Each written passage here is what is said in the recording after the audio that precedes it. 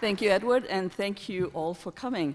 This started out as just a tiny little concept and then just grew from there. The objectives that we had in mind were to raise awareness about the complexity and the insidious nature of privacy when we're talking about vulnerable populations, low-income populations, communities of color, and I'll illustrate that through some stories. What we'd like to do, we were hoping to do, is to leave here feeling more empowered than when we came in. As I went around town the last 2 years, really crowdsourcing this issue, trying to find out more and learn from people who are experiencing privacy harm, have experienced it through the years, and will probably continue to. We wanted to know what actions we could take as a community to, number one, avert that privacy harm, and if we cannot avert it, to minimize it. So I hope we can leave here with some ideas. We've asked the panelists, and we're asking you as well for your ideas, because none of us is an expert, but I think putting all our heads together, we can come up with some actions that we can take, hyper-local actions, ones that are within our own reach at whatever age. And if there are youth in the audience, we'd love to have you participate as well. And so Edward mentioned the tool. If there's anyone in the audience who needs help logging in with the tool, we do have a techie over here, Joydeep. Hey, just raise your hand, he'll come and help you log in. Okay, so one of the things the experts out there in the world are telling us that the chasm between the rich and poor is going to widen based on the degree of control they have that we have over our information. So the wealthier people tend to have more control over their data, their own information, than poor people do. And this has historically been the case. If we look back in time, look at the civil rights era, look at even further back, during the time of slavery, people were being watched, surveyed all the time. So these days in the digital age, things are amplified. It's so much easier to collect data, so much easier to analyze, and then store and disseminate it. Much of the time, we don't know what that data is, who's got what on us. So that leaves us feeling a little bit uncomfortable. And we want to become much more proactive, most of us do, and take charge. So I'll illustrate the complexity and insidious nature of privacy with 3 stories. And I'll go very quickly because we're going to try and rip through this evening. The first one is with a student of mine. I have served as a mentor here in the Seattle area for many, many years. And I had one student who was flunking 5 out of 6 classes. And I thought, well, let me go spend the day at school with her and see what was up. And I found her sitting in the hallway for me, waiting for me, lethargic. And after I went through a series of questions, it turned out that she was hungry. She hadn't eaten breakfast. So I said, what'd you bring for lunch? Nothing. And why? They didn't have any food at home. And so I said, well, you know, they do have free lunches here. She put her head down, mumbled, and then shuffled off to class. At that point, I went to the administrators and I said, what the heck's going on? That girl is starving. Why doesn't she get a free lunch? And they said, well, there's nothing we can do if the family won't put in an application. Now that illustrates, it's an illustration of a much wider phenomenon. Putting in applications for any of the subsidy programs is incredibly, not only burdensome, but that data has been taken, used and abused, and people have been tracked and harmed down the road. I see people nodding. Some people know this. And it can be quite horrific. Our volunteers shared horror stories from their own experiences of having to apply for subsidies. So anyway, got that taken. I said to them, look, I don't care what you have to do, but that girl's got to eat. Not next year, not next month, but today she's got to eat. And she did. So in 2 years, she made honor roll. And 4 years later, she went off to college. So in my mind, look at the opportunity costs. What are we sitting on? This resource out there that isn't being used, isn't being utilized. It's our natural resource. And I don't know about you, but I can't sit back and just see that happen. So that has provided the impetus for me to really push on this. And another one had to do with the open data initiatives that so many of you in the audience know from your work in government. It's great, get the data out there. But the concern that some of us have is with the quality of the data. It's extremely difficult to guarantee or even assure people that the data they're using is valid, won't harm anyone. And we've had situations where some of our volunteers have seen people at hackathons, for example, very innocently taking that data, doing all kinds of great things with it, and then somebody pointed out, whoa, you're using old data for a restaurant violation, and do you know whether that restaurant has cleaned up its act? And they didn't know. So it could have actually shut down that restaurant. So anyway, I will very quickly tell you the last story, which has to do with local and state governments collecting data on workers under certain pretenses and then using it for a purpose altogether different.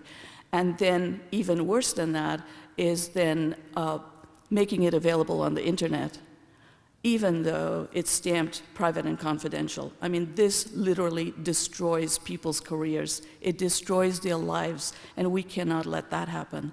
So I'll stop there, and let's see. Do we have a poll, Julie? Julie is going to put up, I think we have a multi-part poll. If you see, did you log into your smartphone? If you didn't, that's okay. We can do it later and let the Attorney General come and give his remarks at this point.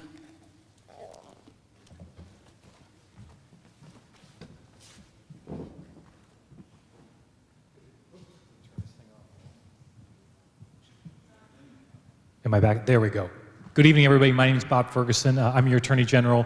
Thanks so much for having me, Dr. Fernandez. Really appreciate it. I was supposed to introduce you, sorry. She's saying she was supposed to introduce me. Consider myself introduced. I'm Bob Ferguson. I'm your Attorney General. It's great to be here. We go back a long ways, and I've worked together for a long time, so no problem. So I've got a few slides. I'm going to go through these relatively quickly, high-level overview of some things we do in our office, a particular scam we see out there that's operating at a high level. And in order to get the conversation started, let's see if this works. First slide. Oh, there we go. Let me go back. Now, I know a picture of me and my mother taken many years ago is not a typical way to start a slideshow about privacy, but that's me when I was a young boy, and that's my mom here in Seattle. And I'm showing you that slide because I want to start with a short story as well. My mom just turned 88 this weekend, and she lives here in Seattle. And I'm one of 7 kids, grew up in Seattle on Queen Anne Hill, and my father passed away about 10 years ago, so my mom's been living on her own for about a decade, and it's been a big change for her, as you might imagine. And so she's been getting on the internet, right? She's a retired public education, special education teacher in our public schools. She wants to be up with things. She's been getting online, doing her thing, learning email and how to search.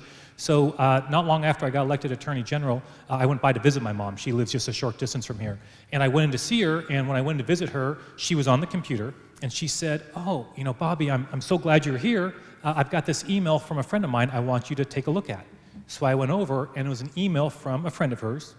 I'll call her Jane Smith. Email from Jane, it's her email. And the email says, Dear Betty, I'm in trouble. I think it said I'm been traveling and I've lost my passport and my wallet got stolen. You know where this is going, right? And I need money. Can you wire me money right now? I'm so sorry, but this is terrible. And it looked like a real email. I mean, for what it's worth, right? It looked legit. And my mom said, well, this is so strange. I didn't know Jane was traveling.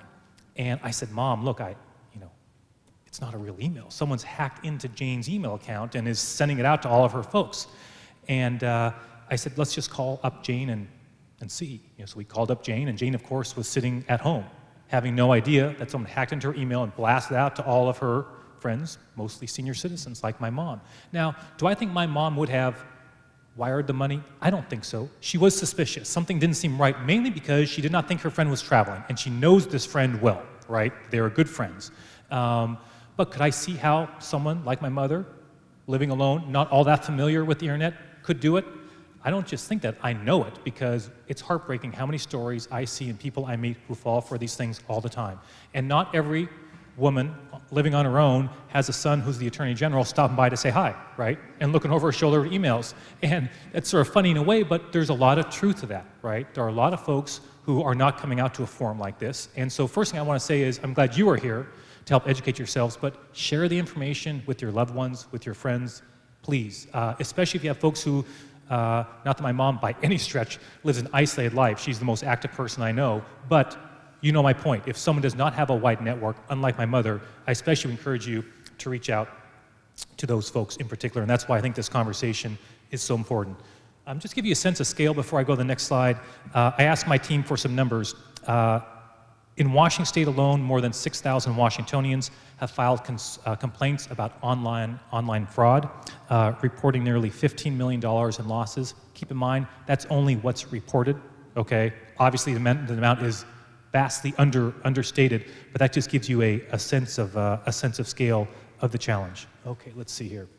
So just real quick, we have a lot of resources in our office, and I know that Eric Moss from my office is here. He's been manning a booth downstairs. There's a packet of information from our office. I encourage you to grab it. I won't go through all what's in there right now, other than to encourage you to take a look at the information there. We have a website. We have lots of information. At a high level, we have a consumer protection division. It's a large operation, dozens of individuals, about 20 attorneys who do consumer protection work on behalf of the people. A significant part of what we do are getting involved in cases that involve the topic we're discussing tonight, and I'll give you one example of that a little bit later on. At a high level, of course, the role of the Consumer Protection Division is to go after folks who engage in an unfair or deceptive business practice. That's the law, unfair or deceptive business practice. As you might imagine, they're busy folks. They receive more than 20,000 consumer complaints a year. Try that again. I'm pressing the right button there. Am I doing the right thing there? What's going on? Oh, there we go. Now I've gone over one more. I guess I've got to be more patient with that thing. The next slide is going to be about legislation. Hopefully it'll get back there. It's a little slow before it gets there. All right, I think I'm on the right spot. Hopefully it'll stay there. In Washington State, we have legislation that was adopted like a decade ago about data breaches. Can't pick up the paper with a week without reading about Target or some big entity in a big data breach, right? Our laws were written in terms of protecting consumers, was written more than a decade ago. Hadn't been changed in over 10 years. You can imagine things have changed a bit in the world of data breaches, right? So my office, I can request changes to state law, which we did, in order to change significantly and add protections for consumers. To give you one idea, our old law did not require an entity, say it's Target, if they're the subject of a data breach, to notify my office that there's been a data breach. So we can do what we can to go after the bad guys, for example, or to notify consumers, or to educate them about what they can do. We passed law to change that. Number two, even more significant, the old law had so many loopholes, a company basically did not have to have any sort of encryption system in place. They could not be held accountable if they lacked sufficient encryption. Take my word for it, to say it was outdated was an understatement. We closed those loopholes, and now we must be notified if you've got 500 or more consumers in the state are impacted, you must notify our office. So it's a big change in the law, which has been a big help.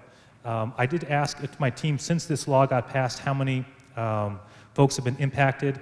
Over 40 companies have notified us in less than a year since that bill was passed about their data breaches. So a lot's happened in a relatively short period of time, and that's impacted millions of dollars worth of information.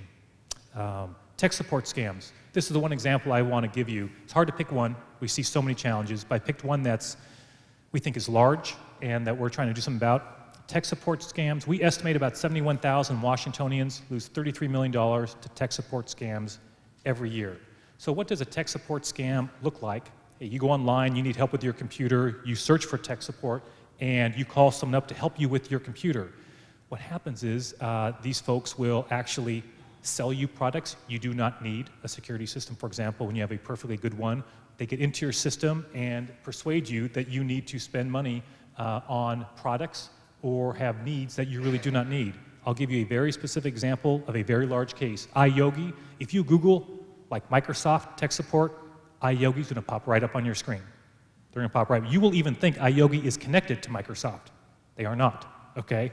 But you will think that when you go online and search it, unless they've changed since in the last month or so. They claim to offer tech support, and just what I mentioned, they try to sell you products. They say you've got problems you do not have. This is a massive problem affecting many, many people, not just in our state, but folks all around the country and really all around the world. So we started an investigation of iYogi. What we did is we had folks from our Consumer Protection Office call up iYogi and say, hey, I might need some help.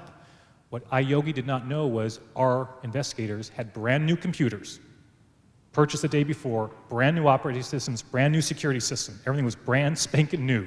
Called up iYogi, and literally iYogi representatives would say, oh, you need a security, so you don't have any security system. You need to buy that, here's what it costs. Oh, you've got this problem, you've got this malware going on. Brand new, right? And we tested multiple times, and that was the basis of our lawsuit. We filed the lawsuit, as you can see, in December, so this case is relatively new, and our job is to try and hold entities like that accountable. That can be a big challenge. It's very resource intensive, but I'm optimistic we'll have a successful outcome. Let's see if I can move this guy one more time. Oops, I know I'm going the right way here. There we go. There we go. So I think this may be my final slide, or next to last slide.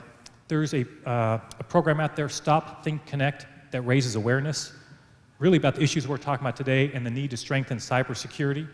Encourage you to log on and check that out. If you want more information, this is a great program and one that you can get information on that I think you will find to be especially helpful. I may have one last slide here. Let me just see. There we go. That's our phone number. Feel free to call anytime. I've tried to just highlight a couple things. Last point, hey, if you have ideas around legislation to improve legislation, strengthen protection for consumers, let my office know. If you feel you're the victim of a scam in some way, absolutely let our office know. Trust me when I say most of our cases that we bring are because a consumer notified our office. It's exactly how it works most of the time. A consumer writes to us, a consumer calls us, whether it's in this world or in the general world of consumer protection, folks write to us. And I can tell you we have cases, we have a large one we'll be announcing soon that will involve a very large case that came from one individual in Washington State contacting our office that led to a massive investigation. It'll be a high-profile case. So really, let us know, even if you did not fall for whatever the scam was, let us know. That helps us monitor what's going on and to target our resources appropriately. So I will stop there, and if folks have any questions, I'm happy to take them. It looks like there's a question for you. That Got it. It's right. Oh, I see. Do I support a student data privacy law for Washington State? I'd have to see what the details are, but if whoever's asking that question wants to contact our office, my legislative affairs director is a guy named Mike Webb, W-E-B-B, Mike Webb. He'd be easy to find on our website. He's in charge of all of our legislation, our proposals that we make, so I'd be happy to take a look at what that bill would look like. What we typically do is I propose anywhere from 6 to 12 bills each year. They go through the normal legislative process, right? You get sponsors, but legislators know that I'm proposing that bill. We have a very high success rate. We have an interest on privacy issues, and if there's specifics around that, we'd be happy to take a look at it and see what we can do.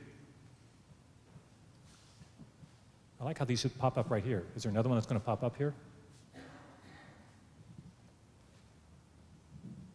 Or is that the only one I've got? If that's the only one I've got, do we have any other questions? Well, Mr. Ferguson, I have one on okay, all right, go right tech ahead. support. And then I've got one more is here, there yeah. somebody there? Yeah, I've got one. Please go yes, ahead. go right ahead. I'll try and repeat the question for everybody if I can, yeah. Actually, it's not a question. There is a federal law called the Family Educational Rights and Privacy Act, FERPA, that is a data privacy law. Perfect, thank you. FERPA. Dr. Fernandez? There's somebody else. Oh, sorry, yes, go right ahead. I'm curious to ask that question. FERPA was written in 1974 and has never really been updated. And Okay. the states are certain data privacy laws, including California. Great. That'd be great, and that's exactly the kind of thing we look for. I was talking to Mike Webb, just before I came here, as a matter of fact. And we often look to other states to try and see what we can do. For example, the bill I talked about regarding data breaches. Look, we just looked to other states who were models for what they were doing that we were most certainly not. So I'd be happy to, would be happy. So Mike Webb is your guy, and feel free to email him. And I think it's mweb@atg.wad.gov, but you'll find him online. But thanks for the information. That'll be great. Yes. Now, Seattle had that audit where they had like 98 out of 100 foreclosures were considered fraudulent. So I was just wondering what your official position is on like what you consider fraudulent foreclosures according to the Seattle City Council. Do you have any comments on that? Yeah, the question goes to the Seattle City Council. Apparently, you're saying had an audit that said 98 out of 100 foreclosures were fraudulent. Also, there's a firm from Boston. Yes. According to them, they did a small sample, 98 out of 100 samples showed that the foreclosures were fraudulently done. Mhm. So I don't know if you know that much about that in particular, or your office Yeah. is looking into any of that law. I was just kind of curious about that. Sure. So I'll repeat. It goes to foreclosures, and foreclosures are done in a fraudulent manner. There are various ways in which that can happen. The City of Seattle has done, you're right, some sort of audit, I believe, is what they did relatively recently. Without going into too much detail, what I can say is we have a team of attorneys and support staff who focus almost exclusively on foreclosure cases. We bring these cases all the time against banks or against servicers routinely. You're right, whether you call it fraud or anything else, the way in which they engage in those foreclosures, right, can violate state law. Our job is to defend and enforce state law. So if they're not playing by the rules, whether it's technical or something very substantive, like on a fraudulent standpoint, we take those actions. We do that routinely. I would suspect within the last year, there's not a month that's gone by where we haven't brought an action like that. One great thing about my job is when we send checks back to folks as a result of our consumer protection actions, I sign those letters. We send many letters to folks who have been returned money as a result of those actions. Now, often that comes after foreclosures happen. Not always. Sometimes we can stop it before it happens, but there is a team in place there.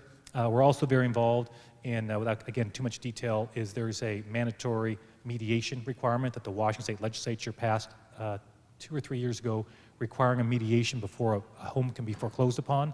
So we're involved in helping support that financially with recoveries, for example, that we brought in from other cases. We put funds into that to help organizations make sure that folks can have representation or make sure that they are able to advocate for themselves at those mediations. So we're very involved if you want more information. Yeah, there's a guy named Ben Rush who's an attorney. Ben Rush, who's an attorney in my CP division, who'd be a good place to start if you really want more detail in consumer protection, yeah. So maybe one more. I know you've got a lot of panels, please, so please okay. Go ahead. Go right ahead, sir.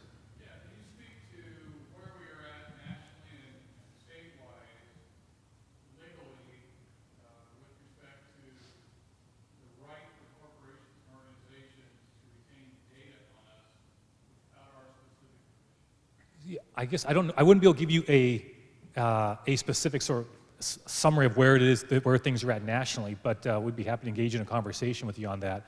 That's not been a specific focus in our office, right? I'm defending and enforcing Washington state law, foreclosures being like a good example of the work we do, these cases like Yogi, so I wouldn't be able to speak specifically about that to know exactly where that's at. So thanks so much. I have one oh, yep. question. Okay. I have a question Moderator about gets the last question. the accessibility of your resources to people with disabilities and people with limited English. So our website is in multiple languages. I don't know how many, but many languages. So you can find information in multiple languages on our website, and so that's available to folks. In terms of disabilities, we are available in any way that's appropriate to get information to folks. If you've got ideas of a community we need to reach out to, we're happy to do that. But no, that's a priority of ours, particularly around anything with consumer protection. And I will say it's a challenge for us. When I say we get 20,000 consumer complaints a year, I am acutely aware that many of those folks are folks who are able to think, hey, you know what, there's an AG's office I can contact, right?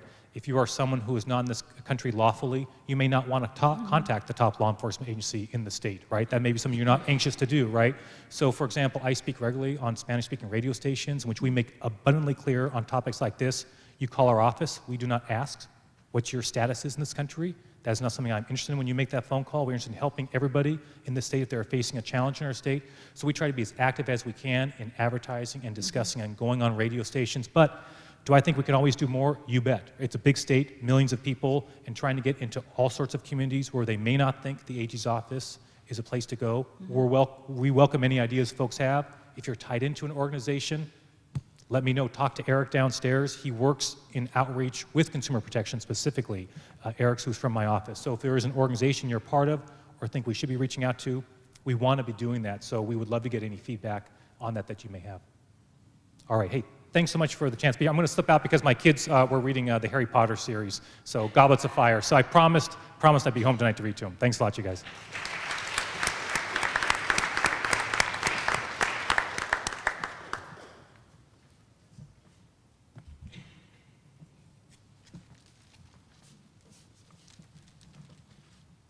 Okay, let's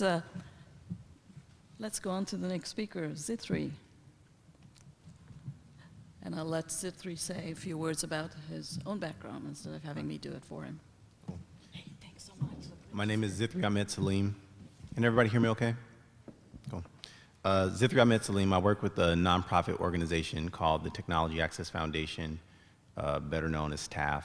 And for the last 20 years, which we can actually say that now, for the last 20 years, we've been somewhat of the on-the-ground leader in terms of preparing underserved students and students of color for the STEM fields. And my role in that has evolved over the years, but right now, I tend to focus a lot on thinking about next generation issues, not only for our organization, but also for our students and the communities that they come from.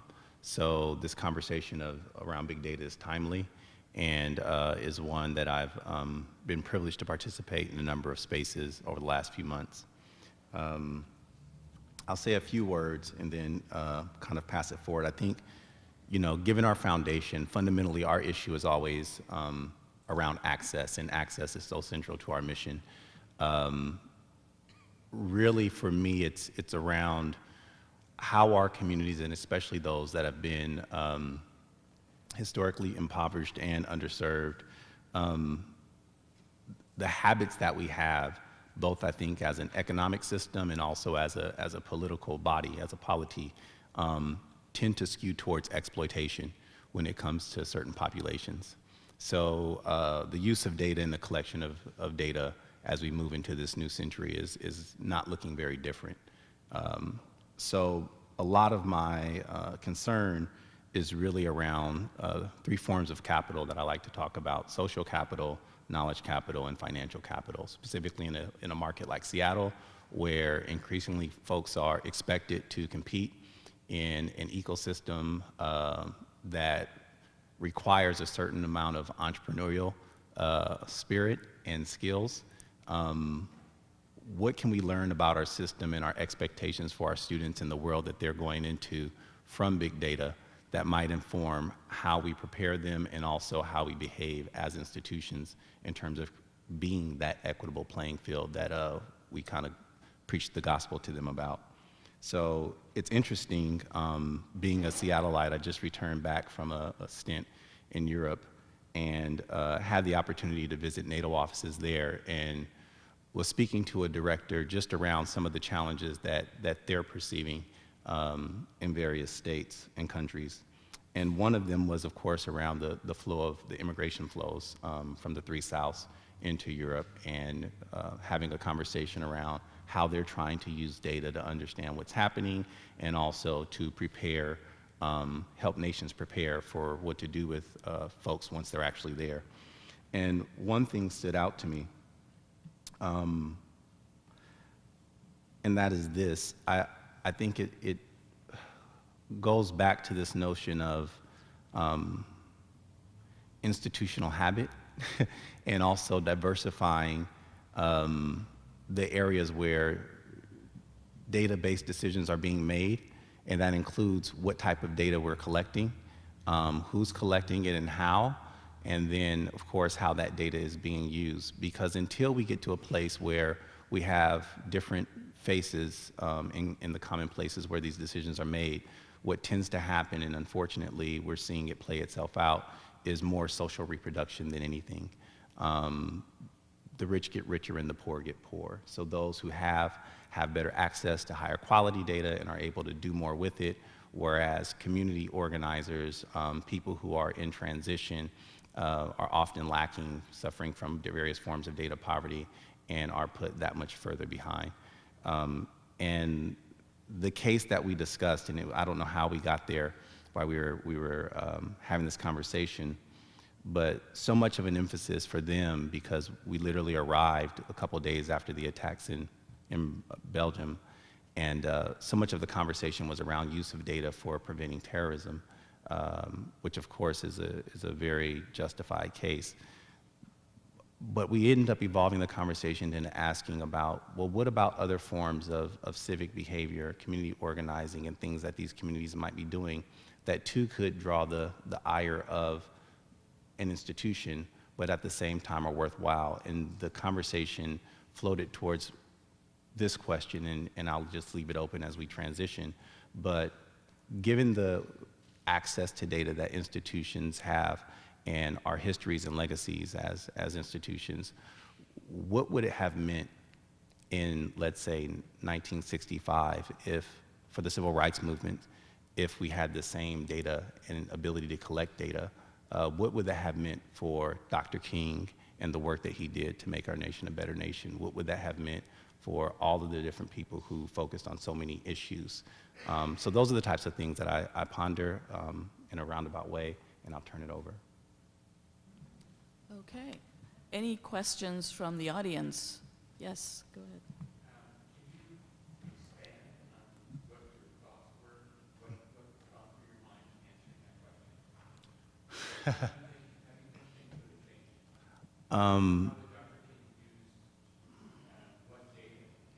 Right. So there's that side of the question. There's also the reality that he was once described as, right, the most dangerous person in America by our own government. So I think his life would have been shorter, is the short answer. More access to information, I think, in terms of, right, yeah, yeah.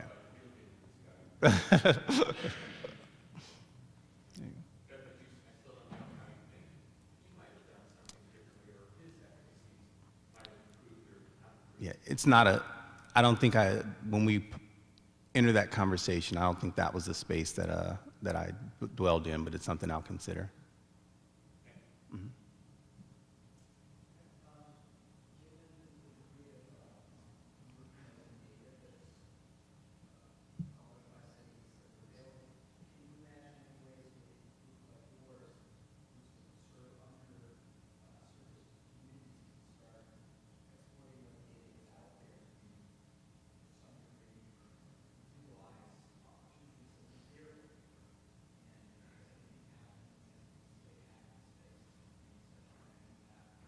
I didn't hear the last part of your question, I'm sorry.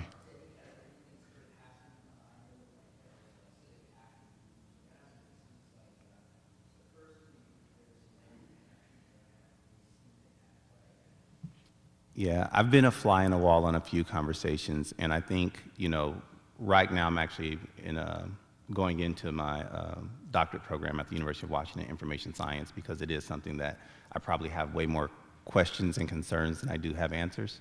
I think some of the more promising things that I've seen just in our local community, and I would point to the group Black Dot on 23rd and Union, and also David Harris and the work that he's done with Hack the CD, as groups that are actively grappling with these questions and would be good sources for people who wanted to know more.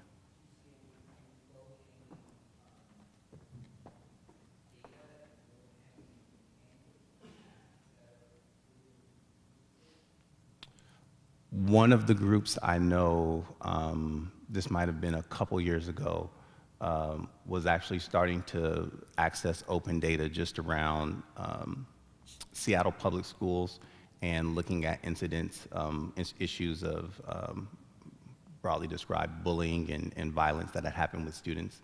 And they were just trying to figure out some things that communities could do to mobilize themselves. I'm not sure how far they got with it, but that was one of the groups that entered one of the events. So if anyone in the audience has a question, just raise your hand and Edward's going to bring the roving mic to you. We'll keep one eye on the screen there just so panelists can, as they are appropriate for you, just go ahead and answer them. Okay. Okay. Remember, I can't read the end of it. So you'll have to read it. Yeah, I We can't see it. It's like dating games. Right.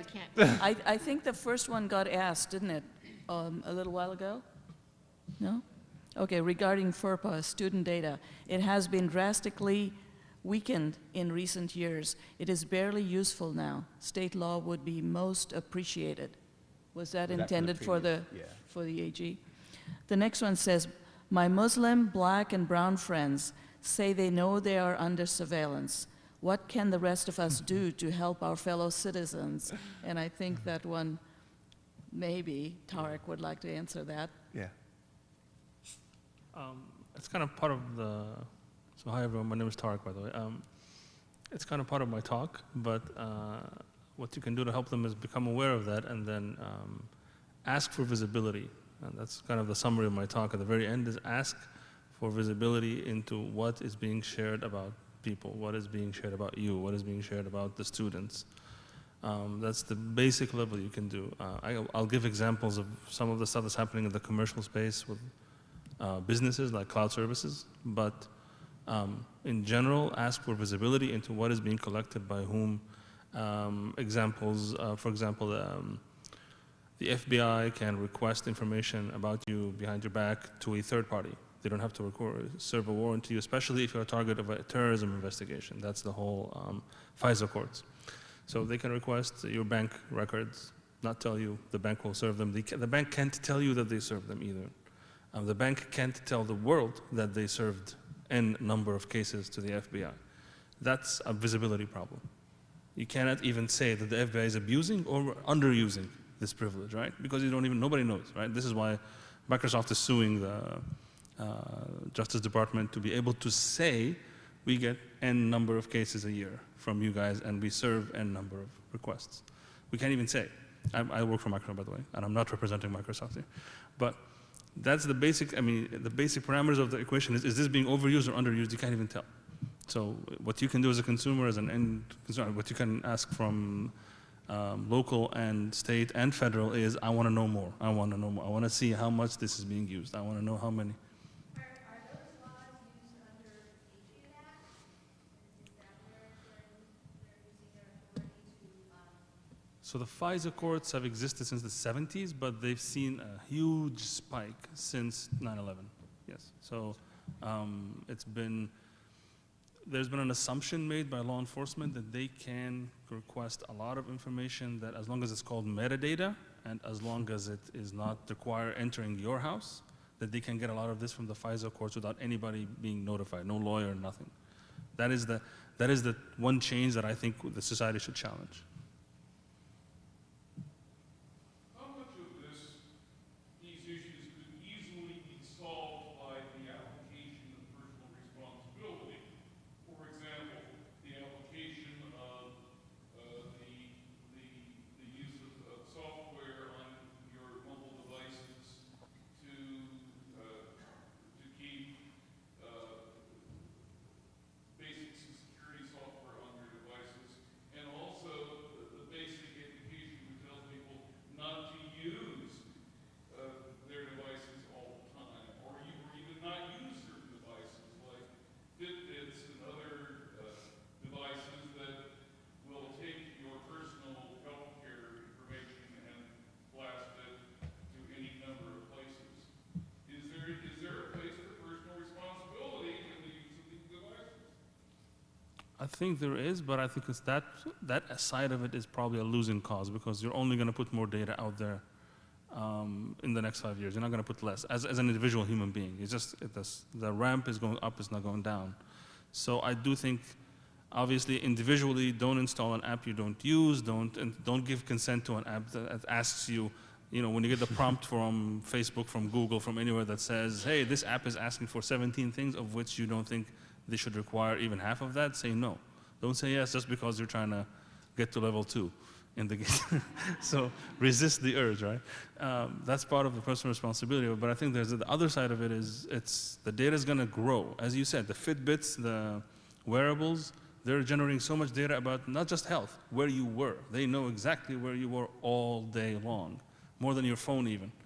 And so this data is all over, it's recorded, and there's a very good use for it, right? But the question is now, this is where visibility comes in. I want to know where my data is, and I want to know who's accessing my data.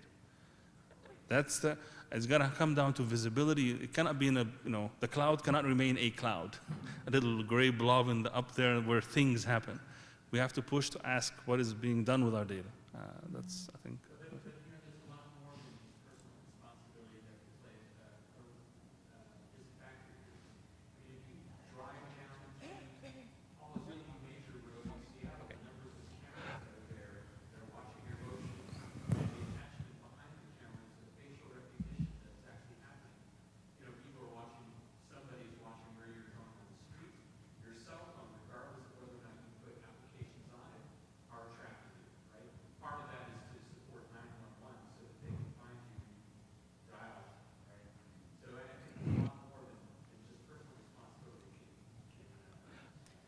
So I think there are a lot of great questions, but we actually have several more panelists to present. So let's hold off on any more questions till the end of the presentations.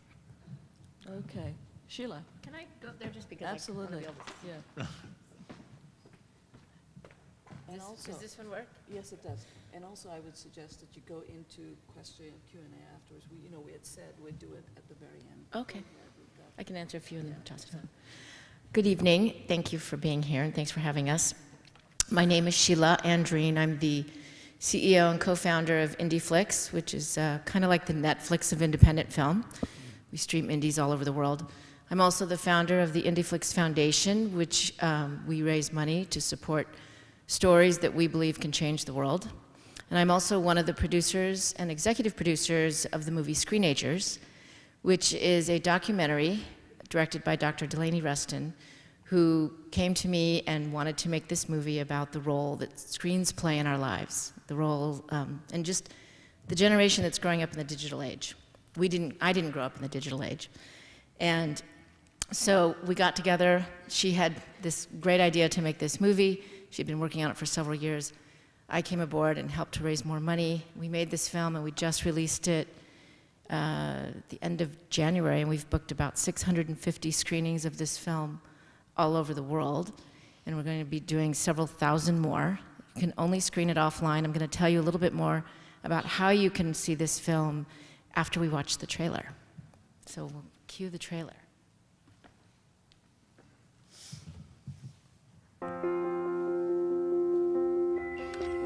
It's super fun playing on my mom's cell phone. It's awesome how you can watch videos on Texting YouTube. And sharing photos. It all started with one question: what new phone to get my daughter? I knew what Tessa wanted, a smartphone. I learned that you spend on average 6.5 hours a day looking at screens. As a doctor, I decided I needed to understand the impact of all this screen time on kids. And as a mom, I needed to know what to do. The young adolescent brain can oscillate back and forth very, very quickly, but it comes at a cost. I'm so distracted by my phone, so it's hard to listen to a teacher and actually understand what they're saying. What's extraordinary about the studies on multitasking is even though you're doing worse and worse on everything you're doing, you feel as though you're doing better and better. Who's there to catch you at home? Your mom? You can outsmart her easily. No offense. Yeah, Mom, it's really hard math thing. The game industry has designed these games to become universes where these kids enter and they don't want to come out to do math. Who wants to do math? When I tried to stop him from playing the games, he turns into another person. I gamed until like 1 in the morning, and then I gamed 3 in the morning, and then I gamed until 5 in the morning. Most of the time, he'd be on the computer. It felt like he was in a different world. I didn't realize how much my sister cared about me. The thing that matters is not whether you're a good person, it's how you look. I took a picture of myself in my bra, and I sent it to him. When I got to school, I knew that everyone else knew. This is one of the most difficult parenting issues we've ever faced. Internet consumption, video game use is very complicated to parent around. The mistake that parents often make is that they assert their authority without explaining it in a way that makes sense to their child. When parents tell me not to do something, I'm like, what would happen if I did it? When my parents actually have that deep conversation, it works a lot better. It's evolution, it's the future, it's too late, I'm addicted. No, it's not too late. The research that shows human resiliency gives me hope. My friends and I go out to eat. We'll all agree to put our phones in the middle of the table. Whoever checks their phone first has to pay for the meal. When I study, I turn off the data on my phone, and that way I can't go on the internet and I can't get text messages. We have to think about everywhere that kids are in the real world and how we can help educate them in those spaces. We can't just say it's on the schools, it's on the parents. We have to do this as a community.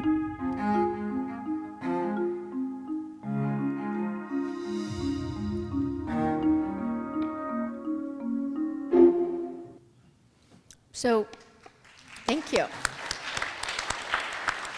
We're really proud of this film. You can see we shot a lot of it here in Seattle. And we really wanted to, I think growing up in the digital age is really one of the greatest parenting challenges of our time. And there's the conversations around this film have been just, it's exhausting almost. And the film actually has a lot of solutions in it.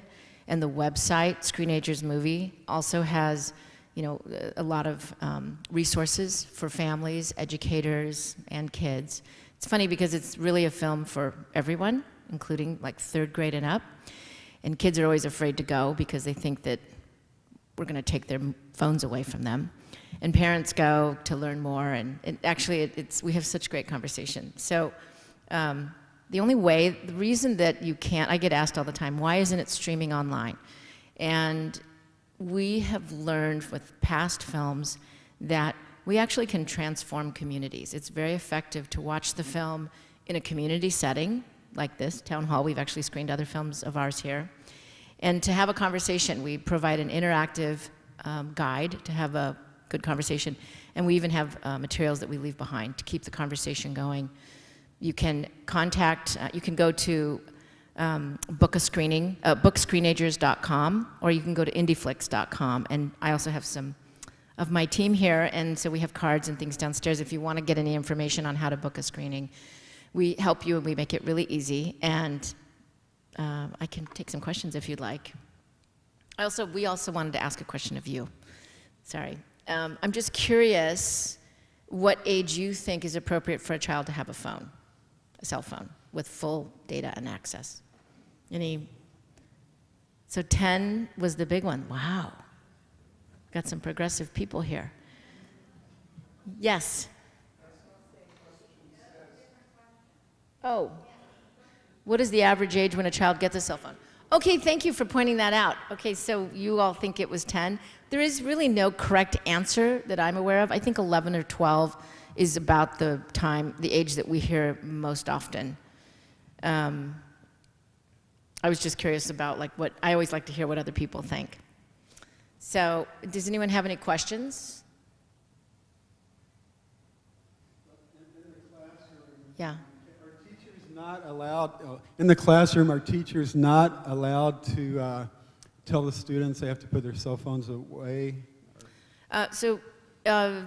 Every school's different. They all have different policies. Some have a policy where you can only use your phone at lunch. Others have a policy where you can use it in the class and you're on your computer at the same time, and they're doing their gaming and social networking while they're in class. It's crazy. And then there are others where you have to put it in your locker and you can't use it. So every school has their own policy.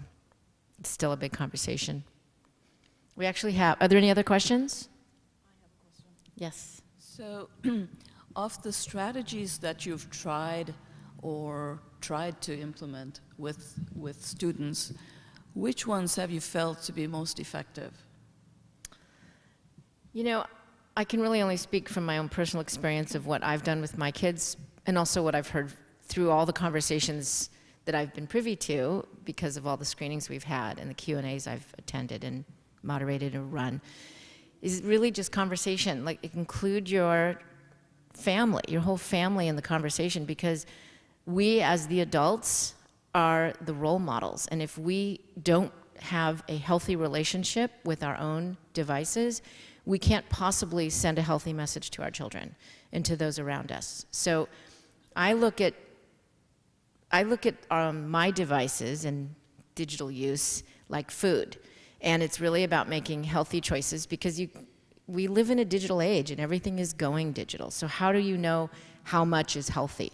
And so I just sort of use the analogy of food, and I used that with my kids, and basically included them in the conversation of helping to make those decisions. My son is a huge gamer, and it was kind of like his happy hour every day after school, where he'd come home and unwind and relax and play his games. And I realized, I needed to set limits. So I said, you get 2 hours a day of screen time. And his first question was, can I bank it? And then go all day Saturday. And I'm like, well, we'll give it a try and see. And of course, he had to be up on time for school, get decent grades, and have a good attitude. If any of those things went awry, then I would come in and do something. And he was very good at managing his time. My daughter, she didn't really fall into the whole selfie social networking thing.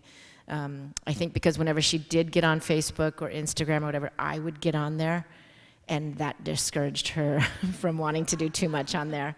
But I think the biggest thing was really about having a conversation and asking them what they think too.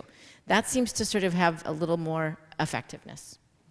So, and I will say, we have, because we had the privilege of shooting in our home state, which I love, one of the key character in our film is Hillary Cash, who's up next, who has a wonderful, well, I'll let her tell you about it.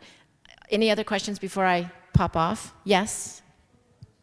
Yeah, there's a question on screen. You Oh. sort of just answered. Actually, maybe it's a good transition to Dr. Cash's presentation. But it is, what suggestions do you have for my friend whose son is glued to devices to the point he hardly eats, never talks or socializes, and maybe about to flunk out? So Okay, that's a more perfect screen segue, but I do want to say one thing that I want to mention is there's an app called Our Pact, OURPACT, and it basically allows you to control your kids' phones and to see their activity. You can wipe their ability to have internet access except to text just you. During homework hours, you can also, the movie is filled with all kinds of solutions, but basically this app really helps you sort of manage your kids' devices. So I now turn it over to Hillary. Thank you. Oh, and go to IndieFlix Foundation and you can book it. I think there was one question Oh. back there. Sorry, yes. Harriet. How can we use certain language that keeps our teens from becoming defensive when we talk about their internet use, overuse? I mean, teens just, the minute you talk about pulling back on their internet time or too much, it seems as though just that word, too much, gets have you discovered any language that's appropriate? I so relate to that question because it's the same thing with food, right? Like my daughter was not exercising, she was not getting up and about, and I'm like, how do I explain, like, get up, get moving, it's super healthy, talk about it in generalities. I think just, what I tend to do is I ask them what they think of my own use, and I start the conversation with wanting their advice. And that seems to crack it open, and then you can sort of say, like, well, do you think without pointing the finger at them, do you think you are on more than your friends?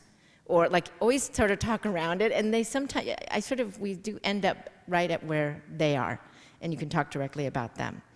It's like easing into the conversation by first having them judge you and give you their advice about your use. Because we're all on it, right?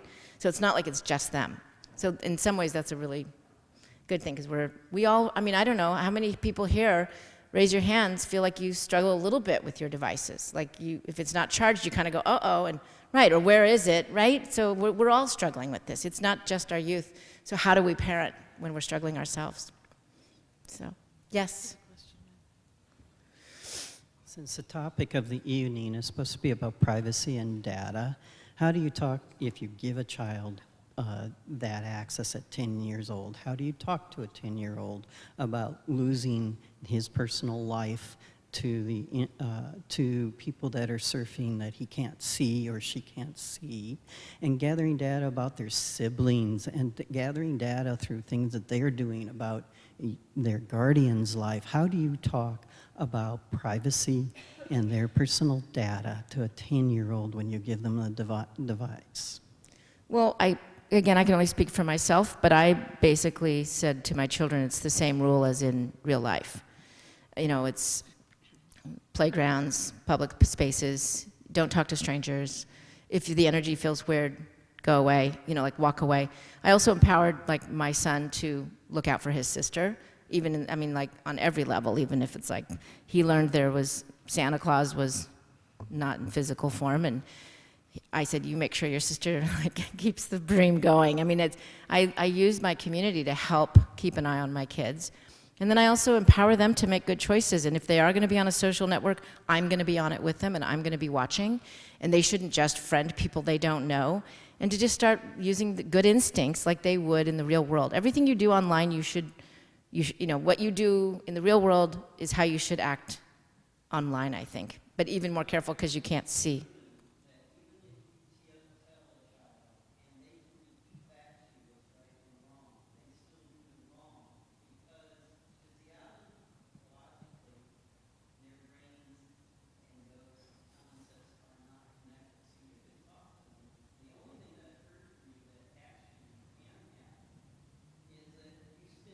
Extra time moderating them.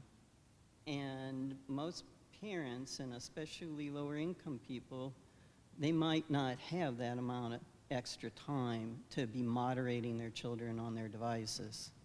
But again, no, it's true. Neurologically speaking, teenagers have an extra burst of growth in their brain, and even though they can repeat back to you your rules, they will still do wrong, because there is a physical disconnect. So the only protection is to moderate them, which takes time and money, and for lower income people, they don't have that. Well, in our pact, the dashboard is also really helpful, and it's free. So if the parent downloads our pact, they can it makes it really simple to moderate and moderate and control the access on their children's phones. We're getting there. We're coming up with different solutions. There's no right answer yet, but at least we're having the conversation about it. So it was a great question. Thank you. Was there any other questions? We'll have time for questions for everybody at the end. Okay, Dr. Cash. Hi, everyone. So I am co-founder of a retreat center that has been set up for adults who are having problem with their tech use, and our typical client is somebody who is between 18 and 28 or 30 years old, bright, likable, capable, and most of the time they have gone off to college and then failed out of college because of their gaming and other internet activities. So I think maybe what it would be helpful to do is, we just have a short time here, but I could maybe talk to you a little bit about what are the signs and symptoms and, the basic neurobiology of why does this actually happen? Is it really a thing that you can become addicted to the internet or various aspects of the internet? And the answer to that is yes, it really is a thing.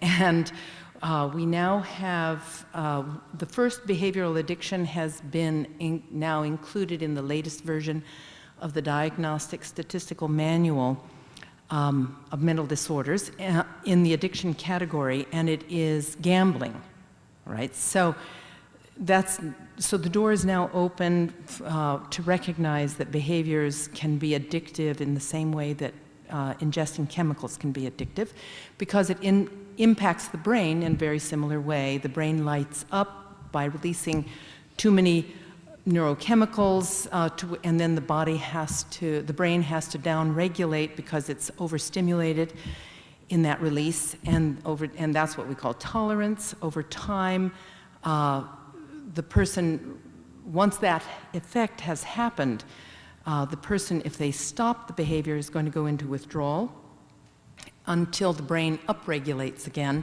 back to normal functioning.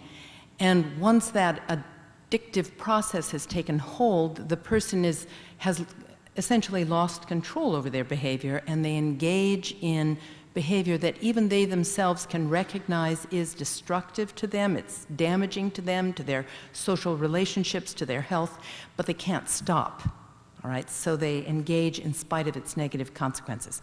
So that's the thumbnail sketch of sort of how addiction works, be it chemical or behavioral. And as more and more young people are being handed devices at earlier and earlier ages, we're seeing children who are very, very young actually ending up addicted. And, you know, all that's been said already about the importance of what is being modeled for them, and, you know, questions from the audience have been around, you know, how do we manage all of this? And it's extremely difficult to figure out how to manage it. There really are some wonderful resources out there in the world for you.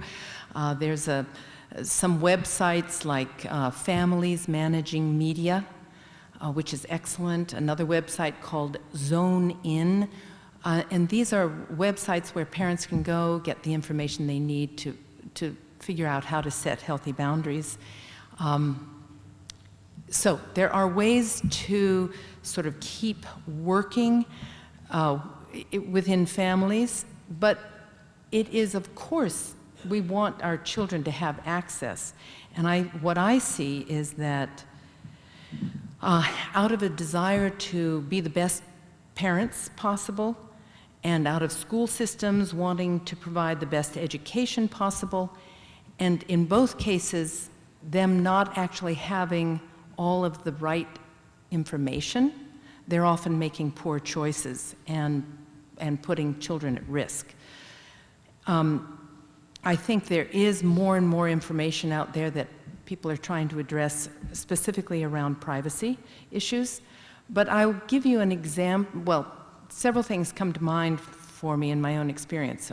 One is I got a tour of a company that develops, very, very successfully develops popular video games.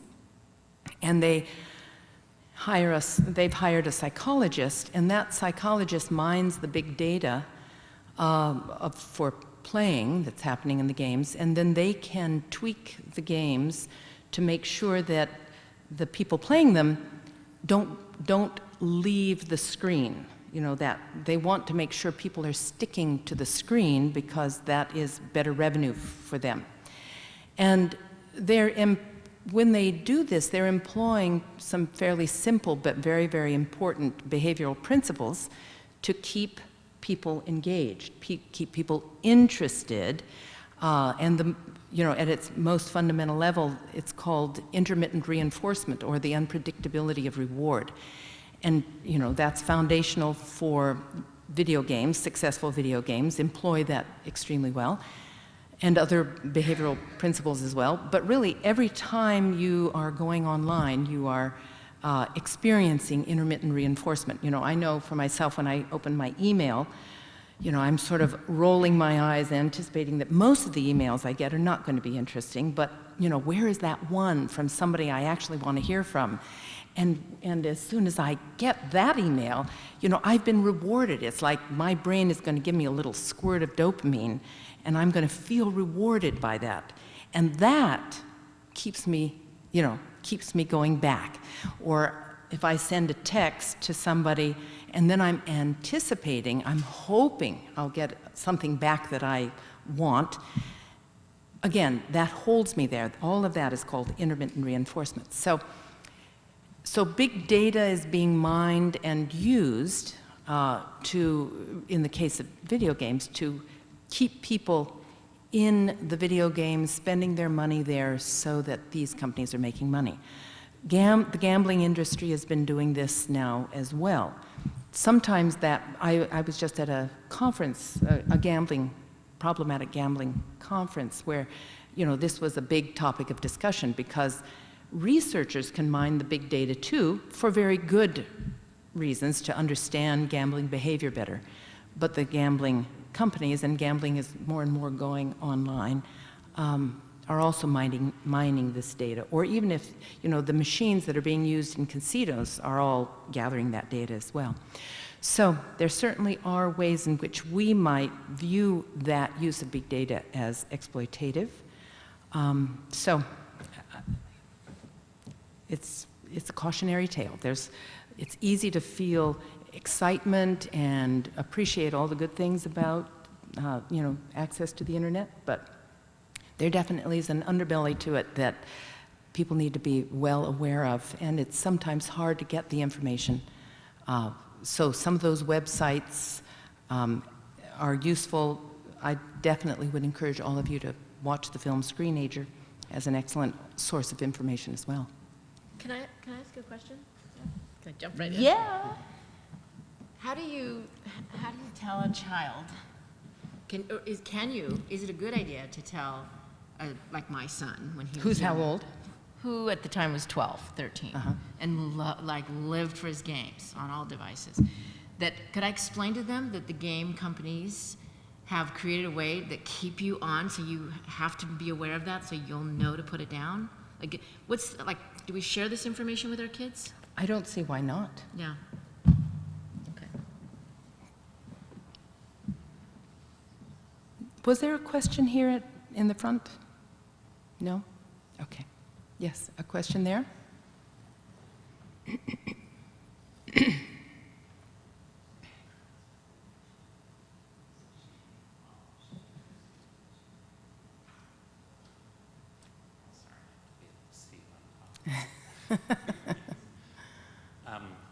Speaking myself as a person who had an addiction exactly like the kind you're talking about, the kind that was questioned earlier, where I couldn't eat, I couldn't sleep, I couldn't focus on my schoolwork, my grades suffered, my family interactions suffered.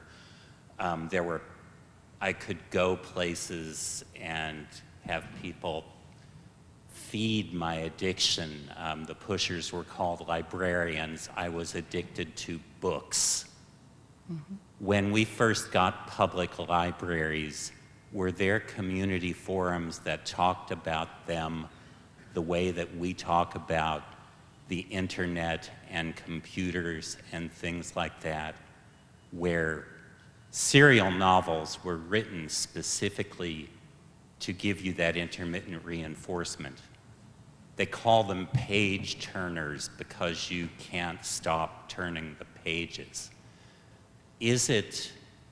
I realize that we did not evolve to process video games and that they overwhelm our brains and that there are psychologists completely taking advantage of us. I get all that. But is this so new, or is it simply the next step in an evolution that goes back as far as Homer and the Iliad? I don't expect you to know I'm older than any of you, and I wasn't alive when Homer was, but I'm just questioning because that's what my son would be asking me. And I'm really curious if you folks with the expertise have thought about it in those terms. I know it's an order of magnitude bigger, but is it part of a growth thing, or is it completely alien and brand new? My response to that is that, of course, technology is here to stay, and it is a new era. This is the digital era, and we're not going backwards away from it. And it is, it's our evolution that involves this. But I think it's really useful to think in terms of just given our humanness, what are the elements that we all need to be healthy, to live a healthy and balanced life. And if you think of it as a pie chart, we all need enough sleep. We all need to be able to take care of our responsibilities. We all need plenty of social interaction because we are social beings. And there's this wonderful thing called limbic resonance, which happens when two people who feel safe with each other are interacting face to face. It releases in the brain neurochemicals that keep both people regulated properly. So we need lots of social interaction that's face to face. We need exercise. We need lots of good, healthy food, and so forth.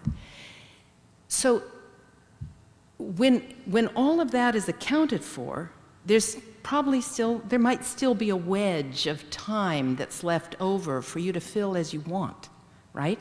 And if you fill it with video games, fine. It's like, do what you want with that. But when that wedge actually is squeezing out all the other healthy stuff that we all need to be balanced, healthy human beings, that's when you have a problem. And whatever that is that's squeezing out everything else, be it books, be it gambling, be it drugs and alcohol, be it video games, be it pornography, whatever it is, it's a problem.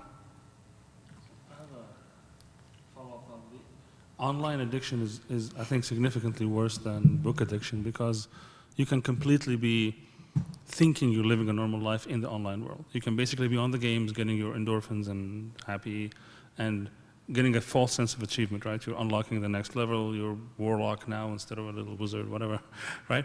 You're growing there, and then you have a false circle of friends who are your guild mates, your whatever band raid mates who are running around with you, you know, fictitious characters you don't know. There's a, highly recommend if you have time, there's a YouTube series called The Guild. You should watch it, it's very funny. It's amazing to show just how their real lives are very different than their game lives, right? And then you go, and then if you're done with them, they all went to sleep, you switch to porn, and you stay there for 3-4 hours, and then you switch in the morning to Facebook. You feel you've got a full life, and all you're doing is ordering pizza in between, that's it, right? So you can be completely, that's the danger of online addiction, is you can be completely encapsulated in your laptop, just not have to go anywhere else except for the bathroom and to get food, that's it. That's where I don't think the library can compete with that, because at the end of the day, like, you have to go eat somewhere, they'll close the library doors at some point. Okay. If we have no other questions right now, let's go on to Drew Atkins. Hi, my name is Drew Atkins, and I'm the managing editor of the online news site Crosscut and a longtime journalist in the area. And I'm going to be looking down a fair amount during my talk because I have a lot of information I want to throw at you, and I want to make sure that I get it right. So I would start with just a few numbers. In the first 6 months of 2015, law enforcement agencies and government agencies made 35,000 requests to Google for user information. That can include the location of people, their email account, and who they're writing and what, and a lot more than that. 75% of those requests were successful. So Google was only able to successfully prevent giving that user data to government and local law enforcement agencies 25% of the time. During that same amount of time, there were 16,000 requests to Apple. 50% of those were successful. And there were thousands upon thousands to public universities across the nation. We have no idea how those were handled, how often student and faculty data was given to local and federal law enforcement agencies. And the reason for that is that there is no transparency around that. Back in March, you might remember that Apple refused to unlock an iPhone for the FBI. And this created a big legal battle, and it created a conversation for many people the first time around how the government is able to access our data and how easily that can happen. There's been no conversation about this, for the most part, on how this is done on university campuses, despite the fact that it's very common. The reason why I had those numbers for you before about Google and Apple is because of NSA contractor Edward Snowden. Back in 2013, he demonstrated that major tech companies allowed the government to access customer data, sometimes with almost no resistance whatsoever. And to win back people's favor, it became an industry norm to issue annual transparency reports, which basically get into how often law enforcement requests private data and network access and how they're handled. There's many that fall under gag orders. They can't reveal exactly how many that they receive, but the transparency reports at least allow us a little bit of a window into how these companies are protecting customer data. Like I said, there's no such transparency in public universities, despite the fact that they're de facto internet providers and regularly receive requests from law enforcement for student and faculty data all the time. Late last year, the University of California at Berkeley moved to change this and became the first university to issue a transparency report for these requests. The heads of IT and security at University of Washington and Washington State University have spoken with me and said that they're open to copying this idea, and it actually wouldn't take much effort.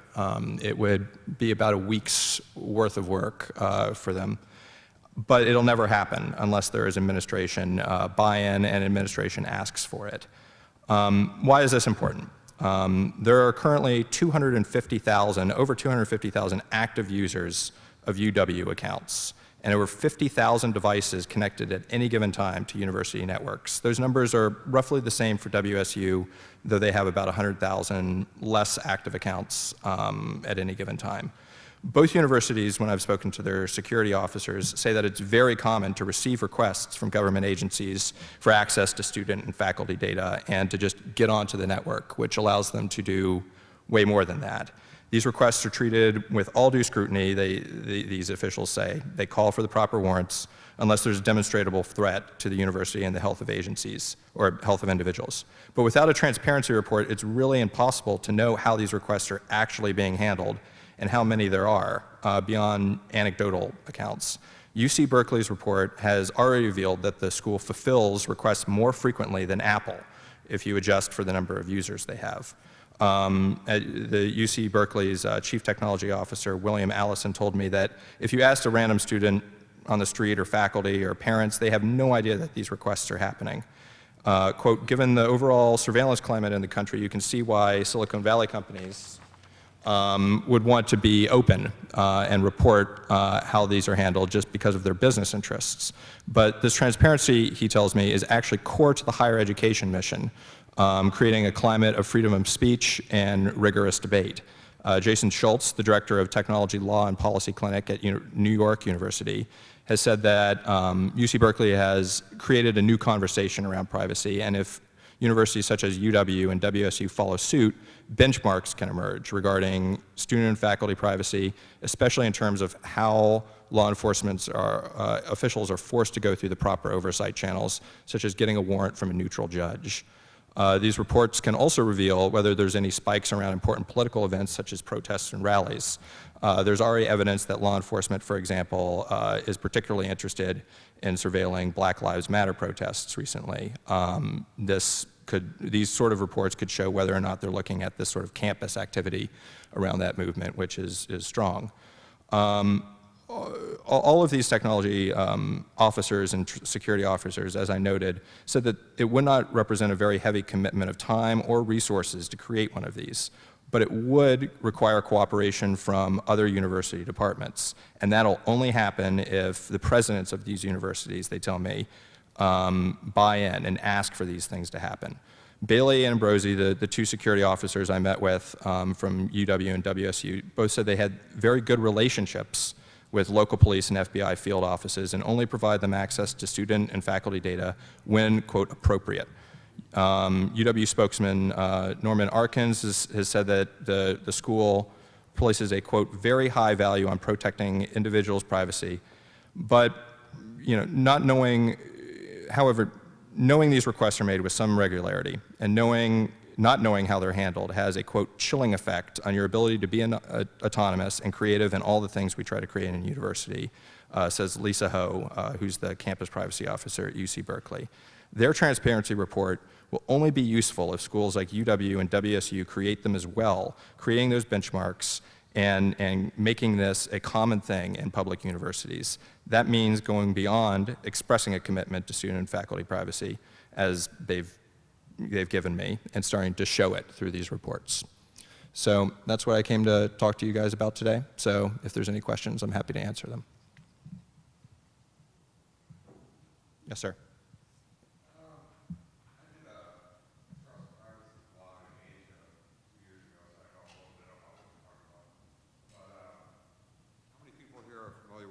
PGP. Anybody? This question keeps popping up every couple of years. PGP was invented, created in... How many people are familiar with PGP, which is a great, Right. pretty good privacy. It's an encryption. Okay, it was like 1995, 1996 when they developed it, right? Something like that. Okay, so it's been around for almost 20 years. But how do we know that the NSA and Google and the rest of them haven't hacked and cracked it? it's generally known that they have cracked those. Yeah.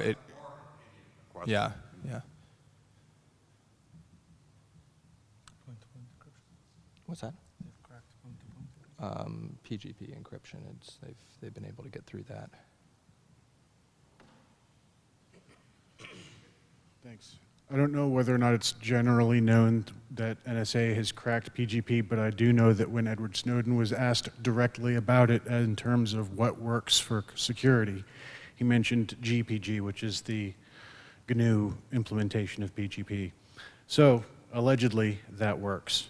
The question I had for the panel is, do you know of any published best practices for collection and responsible retention of user data so that a developer, say if I'm making an app that collects data, any guidelines for a person to put in to make things not de-anonymizable or useful to bad actors?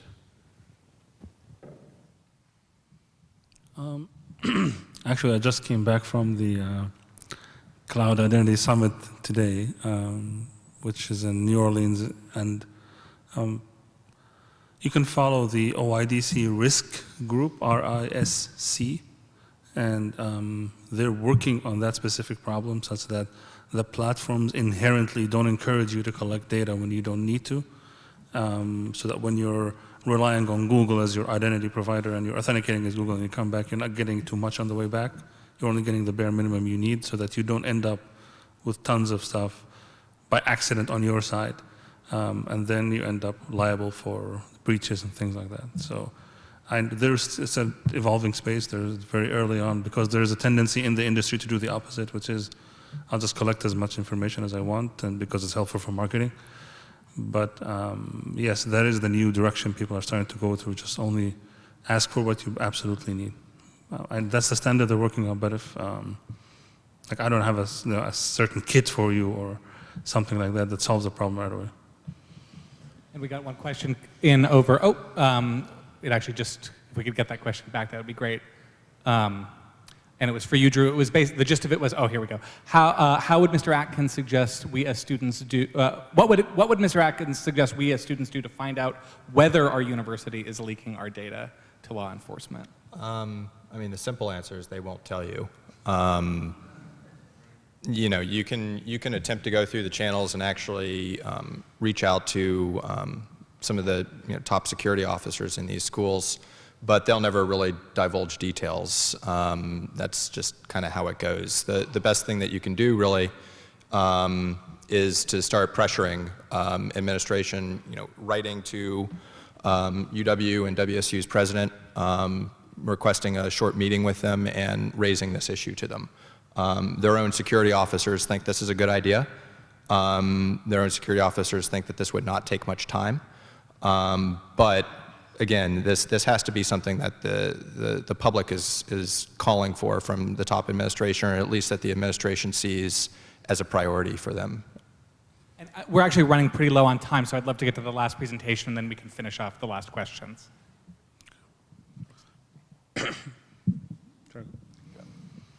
Yeah, so my name is Tariq Dawood. I'm here as in two capacities. One is the token Muslim, so I'm the president of the Council on American Islamic Relations, the Washington chapter. It's a civil rights organization. We just had our banquet Saturday, attended by the Attorney General.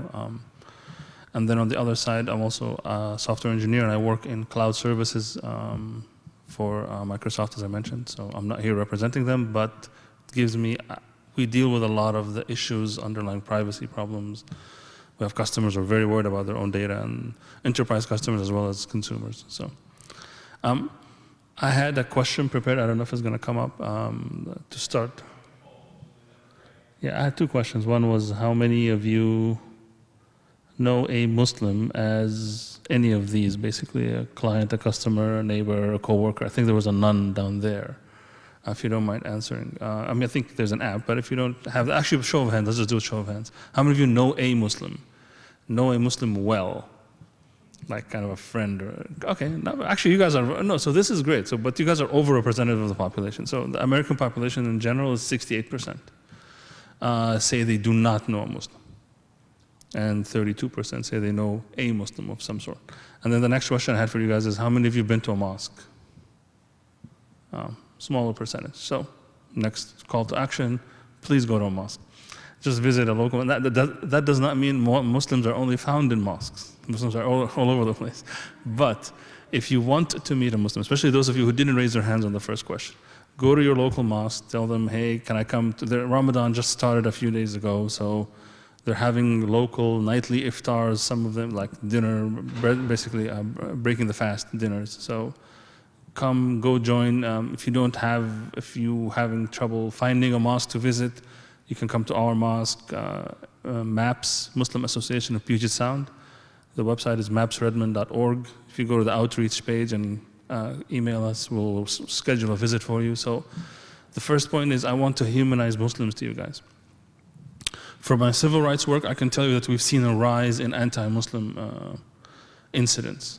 Over the past 9 months, so since September of last year when the presidential campaign started on the Republican side, we've seen a rise of 50 to 60% in hate crimes and in school bullying.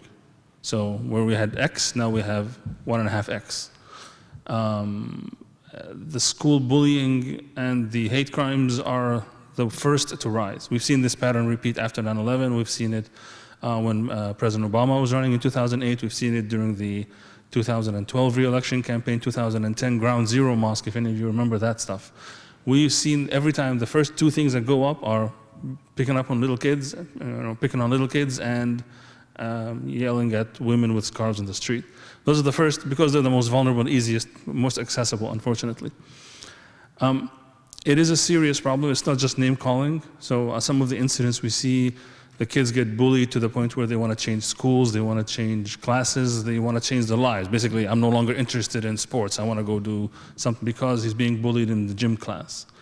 We've seen systemic failures to address these issues where the school districts don't take it seriously. They talk to one kid out of a gang that has been picking on a little child. And then when the parents go to the school administration, we've seen one case that bothers me a lot where somebody in the reception told the mother, because she's a refugee, you can't, I wouldn't do this if I were you because it's going to show up on your immigration record and it's going to make your life miserable, which is completely false. She doesn't know. She's an immigrant from East Africa, and we've been trying to convince her for 6 months that nothing's going to happen. But she refuses to take action to save her own son because she's afraid she's going to get deported. Now, how many of you heard,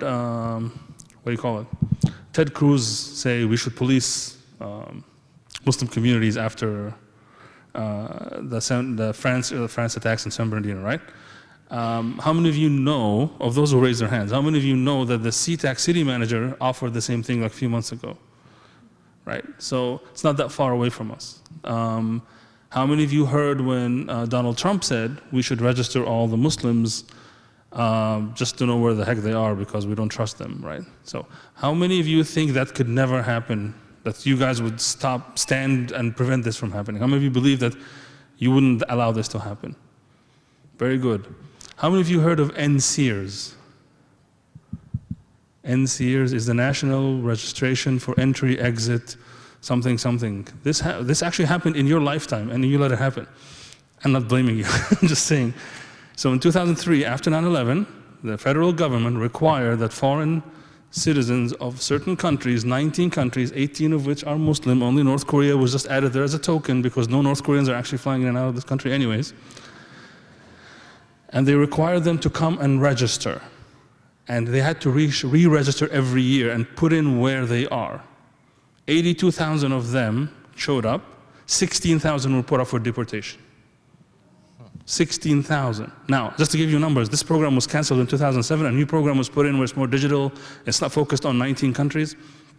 They scanned 4 million in the first year, 200 were up for further investigation. So you can clearly tell the 16,000 was obviously biased, and basically a bunch of Muslim fathers who were providing for their families were taken away and deported or put on deportation proceedings just because they're Middle Eastern. There basically was an effort to reduce the number of Middle Eastern men in this country. And so it happened, by the way. I'm not saying it can happen on the scale Trump wants to do, but be very careful because it could happen. This means I have how much time?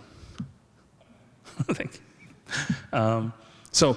The call to action, the first thing is defend the right of your Muslim neighbors and brothers and sisters because they are your rights. You're defending your rights. The scary stuff we're talking about, the FISA courts and the national security letters, a lot of what Drew was talking about was actually based on the national security letter. National security letters is where the FBI director signs a letter requiring that her organization shares the information with the FBI right away, straight up. No court, no justices seen this, nothing. No Fourth Amendment whatsoever, because it affects national security. Now, this starts off as foreigners, then children of foreigners, then associated, then Black Lives Matter, who have been, African Americans living in this country for 400 years, still now they're a national security threat, and it just spirals out of control. So if you want to stop them before they come to your door, just like the famous story with the Nazis, they came for the Jews, they came for the Polish, and finally when they came for me, there was nobody to defend me. So if you want to stop them from going after your privacy, you got to defend their privacy. We've seen evidence in the FBI cases, 23% of the cases KRCs are people being approached by the FBI. We've seen evidence that the FBI comes to them knowing too much about them already, meaning that they have conversations where they say, oh, okay, that explains why you've got cash deposits in your bank account. How did they know? I mean, they've already subpoenaed his bank records and gone through them already without him ever knowing or a lawyer being engaged whatsoever. So if the call to action to you guys on this front is defend the privacy of those who are more vulnerable, the Muslims, people of color, the activists, because that's going to defend your rights eventually. Thank you.